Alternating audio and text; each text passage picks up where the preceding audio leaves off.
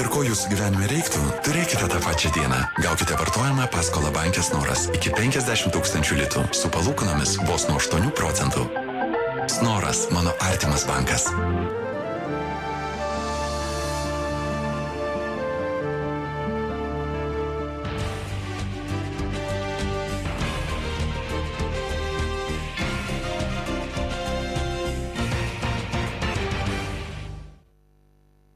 Sveiki, eteryje Dzūkijos televizijos žinios bei pirmadienio naujienos. Pradžioje trumpa jų apžvalga. Šiandien žiniose matysite. Alytaus Simno gatvės gyventojai dėl kelio rekonstrukcijos kol kas maitinami tik pažadais. Neblaivus pasienietis sukėlė autoavariją ir pasišalino iš jos. Sulaikytas bandė papirkti policininkus. Buvo bandymų susitarti su policijos pareigūnais, tačiau neaišku, kokiu būdu jie norėjo sutarti, nes policijos pareigūnai įspėjo, kad už neteisėtus veiksmus gresia baudžiamoji atsakomybė. Dėl Vilniaus gatvės rekonstrukcijos miesto vadovų ultimatumas. Reikia nutraukti sutartį arba uždėti tokias baudas, kad maža nepasirodytų. Loretos galerijoje autorinių lėlių paroda.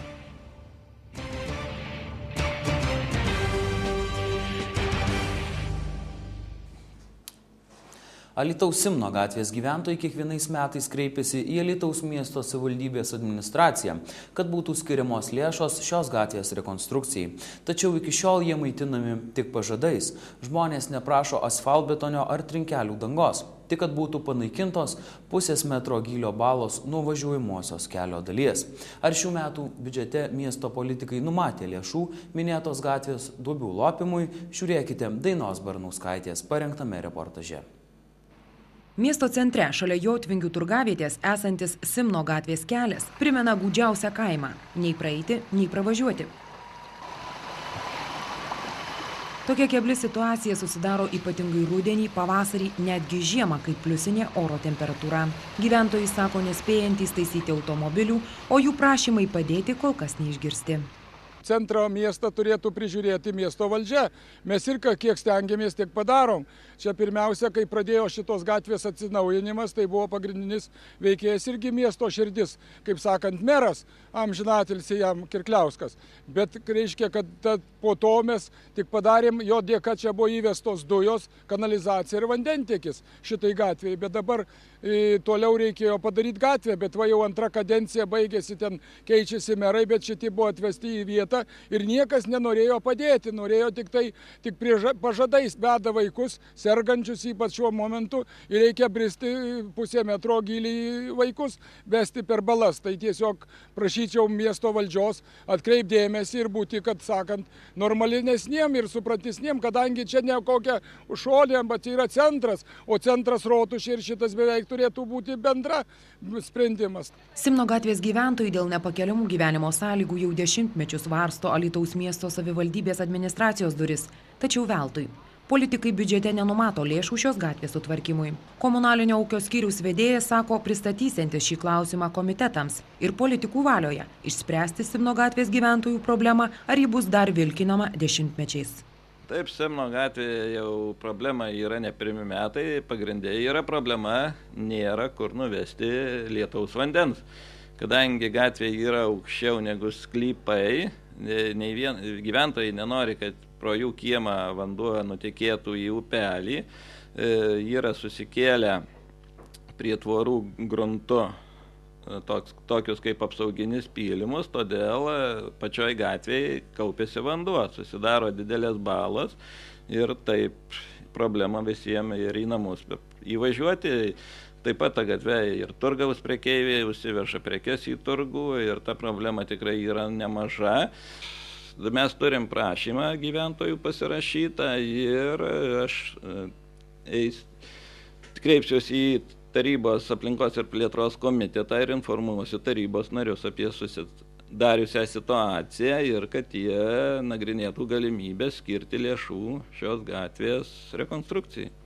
Simno gatvės gyventojai prieš keletą dienų į savivaldybę yra kreipęsi raštu. Konkretus atsakymas, bus skirta lėšų šios gatvės sutvarkymui ar ne, priklausys nuo Alytaus miesto savivaldybės tarybos valios. Beje, Simno gatvės keliu naudojasi ir smulkieji verslininkai, vežantys produkciją į Jotvingių turgavietę.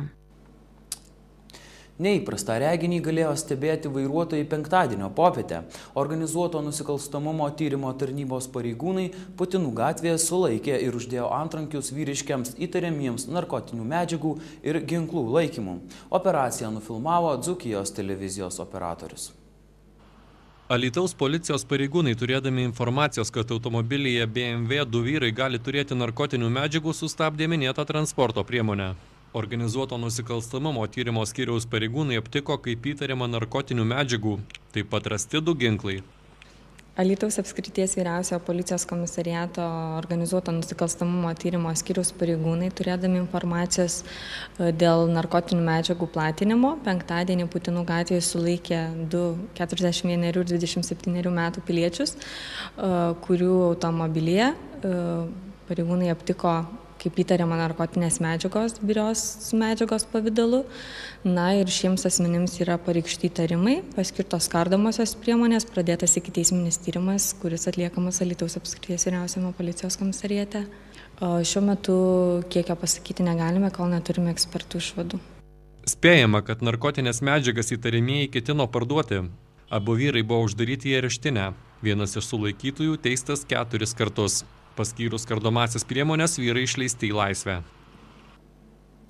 Tęsime temą apie tragiškos būklės kelius Alytaus mieste. Atšilus orams Alytuje pasirodė aibė duobių, ypatingai jų gausu Vilniaus gatvėje, kurioje bendrovė Kelių remonto grupė dar rudenį buvo sprausta į kampą, kad baigtų gatvės remonto darbus. Tačiau darbai nebaigti, atsiveria vis didesnės duobės. Vilniaus gatvėje, kur eismas bene intensyviausias, atšilus orams atsivėrė daug duobių. Minėtos gatvės rekonstrukcija turėjo būti baigta iki pirmųjų šalčių, tačiau viešąjį konkursą laimėjusi bendrovė Kelių remonto grupė nesilaiko įsipareigojimų, atideda terminus. Dėl šios priežasties alytiškiai patiria tiek moralinę, tiek materialinę žalą. Tai ko gero, jei klausė, tai patys matėte, ne? Tai aišku, bet čia ko gero prieš remontinę būklė. Tai... Bet jau nuo rudens tos duobės yra atsivėrusios. Kaip vertinat, kad tiek laiko praėjo ir vis tiek dar nebėra tvarkos? Nu, jau visas pusmetis kažkur tai.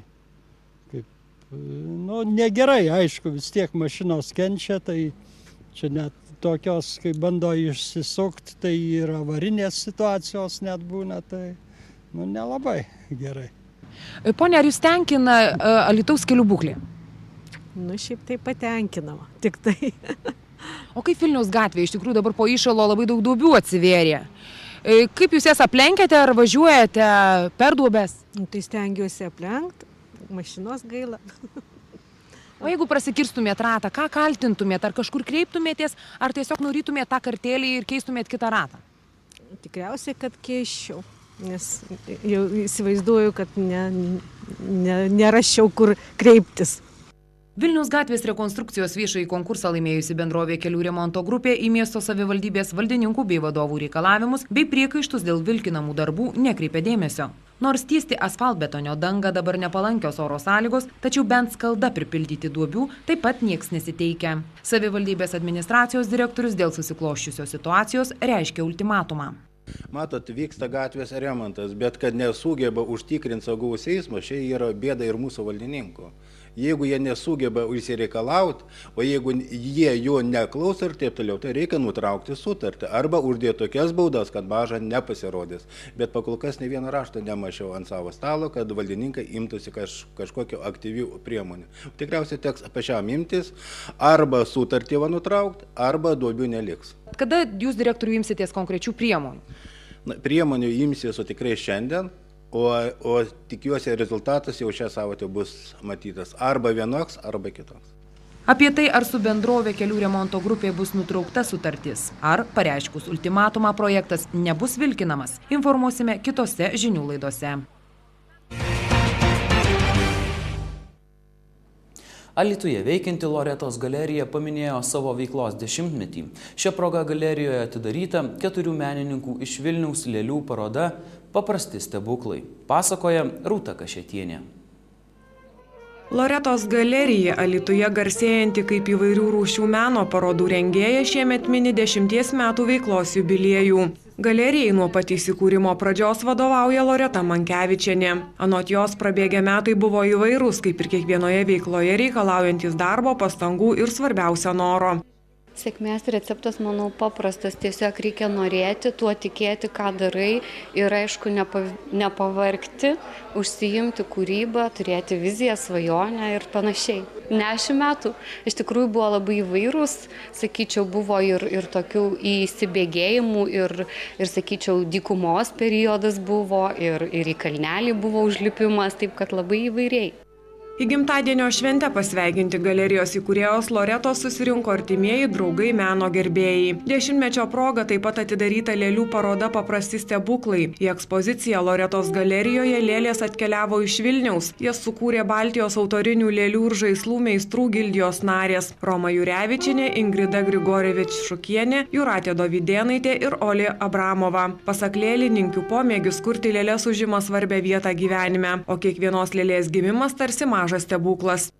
Labai viskas, kas atsiranda nauja, yra įdomu.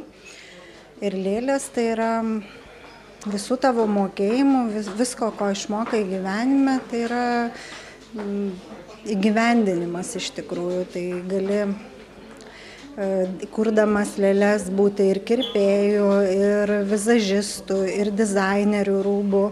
Ir vėlgi sukurti kažkokią nuotaiką, tai yra bendra visuma ta lėlė. Ir tavo nuotaika, ir savo mintis, savo svajonės, viskas per lėlės gali gyvendinti iš tikrųjų. Ir tai yra maži stebuklai, nes paimi kažkokius negyvus daiktus, medžiagas ir gimsta lėlė, kuri turi gyvumo savyje, dvasią.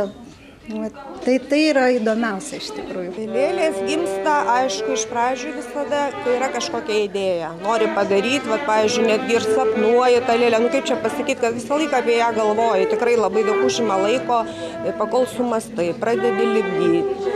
Paskui nulipdai, nori liktai vienos, paskui gaunas visai kitokia į pabaigą. Bet dėl to aš, pavyzdžiui, niekad nedarau eskizų, nes vis tiek nukrypsti ir pagrindė improvizuoju darant lėlės. Lėlių kūryba užima svarę vietą, net nežinau, būna tokių dienų, kad visą dieną užima tą lėlę, o šiaip tai, sakau, svarę vietą, svarbios jos man. Pasak menininkių, lėlės Lietuvoje gana nauja meno rūšis, tačiau populiarėjanti. Pastaraisiais metais šalyje padaugėjo entuziastų kuriančių autorinės lėlės. Ši rūšis labai populiarėja. Jeigu tam prieš 5 metus tai būdavo keli tik lėlininkai, galima susiskaičiuoti, buvo lėlininkų, tai yra labai dabar didžiulis susidomėjimas, atsiradę kursai, yra lėlių forumai, internetiniai puslapiai, kur žmonės mokosi vieni iš kitų. Loretos galerijoje Jaunimo gatvėje 20 lėlių paroda Paprasti stebuklai veiks iki kovo 3 dienos. Alytaus pareigūnams įkliuvo neblaivus sienos apsaugos tarnybos Lazdijų rinktinės specialiosios paskirties būrio pasienietis.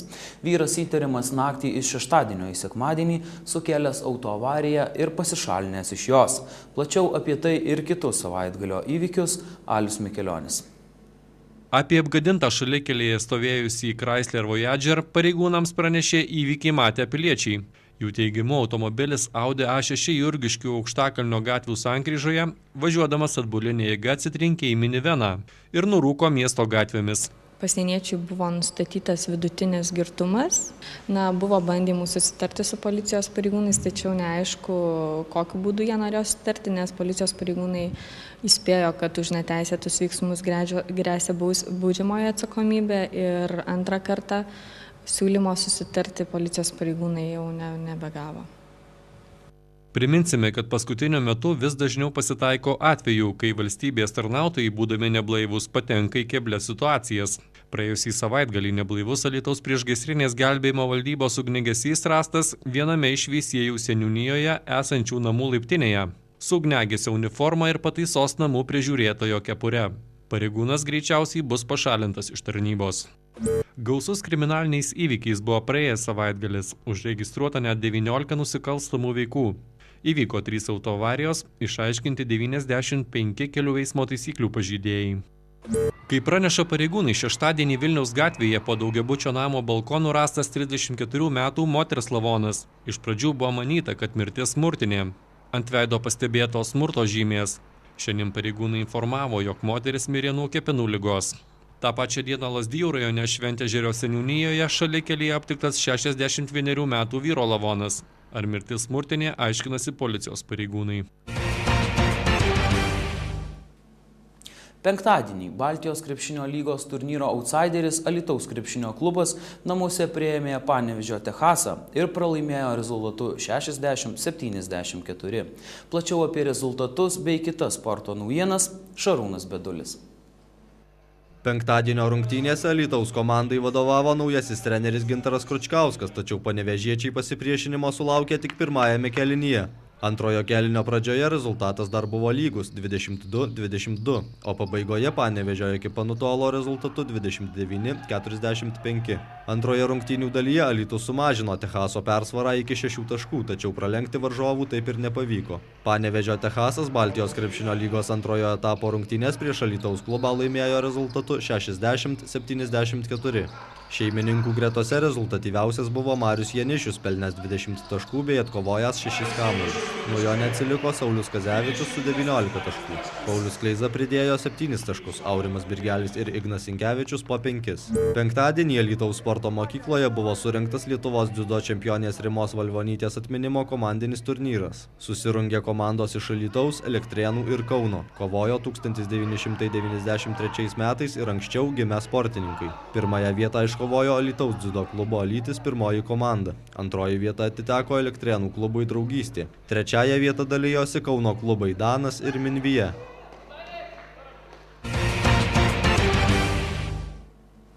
Tiek naujienų šį vakarą, netrukus orai, laidą Tai sportas žiūrėkite po žinių kartojimo. Na, o dabar matysite laidą Kultūros langas. Gero vakaro.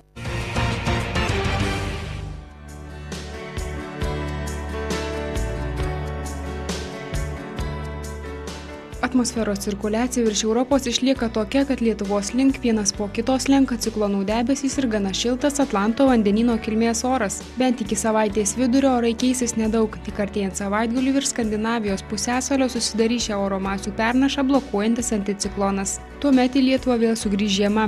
Antradienį šalį pasieks aktyvus ciklonas. Daugelį rajonų iškris kritulių, daugiausiai sniego ir šlapdribos. Pūs smarkus pietvakarių vakarų vėjas, gūsiuose siekiantis iki 17–22 metrų per sekundę. Artimiausią naktį Alytuje bus 1 laipsnis šilumos, Kaune ir Vilniuje 1 laipsnis šalčio, Klaipėdoje apie 0. Antradienio dieną Alytuje ir Kaune bus 2, Vilniuje ir Klaipėdoje 1 laipsnis šilumos.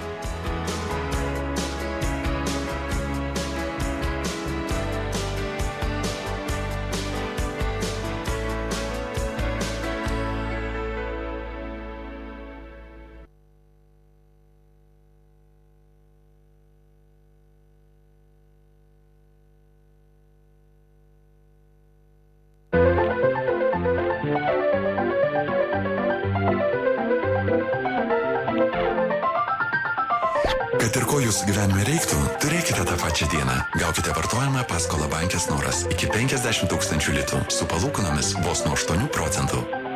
Snoras – mano artimas bankas.